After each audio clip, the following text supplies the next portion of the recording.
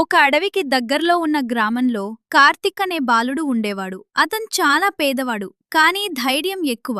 ఒకరోజు కట్టెలు తెచ్చుకోవడానికి అడవికి వెళ్ళాడు. అక్కడ ఒక చిన్న సింహపు పిల్ల గాయపడి పడి ఉంది. కార్తిక్ దాన్ని చూసి మొదట భయపడ్డాడు, కానీ వదిలిపెట్టలేదు. నెమ్మదిగా దగ్గరకు వెళ్లి తన దగ్గర ఉన్న గుడ్డతో గాయం కట్టాడు. కొద్దిగా నీళ్లు కూడా ఇచ్చాడు. గ్రామానికి వెళ్లి ఈ విషయం చెప్పగానే అందరూ అతన్ని మందలించారు. అది సింహం, దాని దగ్గరకెందుకు వెళ్ళావు?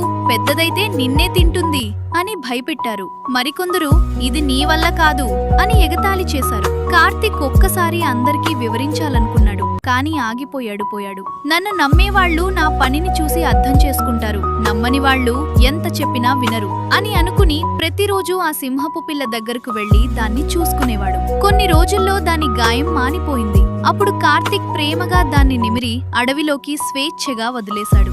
సింహపు పిల్ల కొద్దిసేపు వెనక్కి తిరిగి అతన్ని చూసి ఆ తరువాత అడవిలోకి పరుగెత్తుకుంటూ వెళ్లిపోయింది. కొన్ని రోజులకు అది బలంగా పెరిగింది. ఒకరోజు కార్తిక్ మళ్లీ కట్టెల కోసం అడవికి వెళ్లాడు. అకస్మాత్తుగా కొన్ని నక్కలు అతన్ని చుట్టుముట్టి తరుమడం ప్రారంభించాయి. భయంతో కార్తిక్ తప్పించుకునే మార్గం లేక నిలిచిపోయాడు.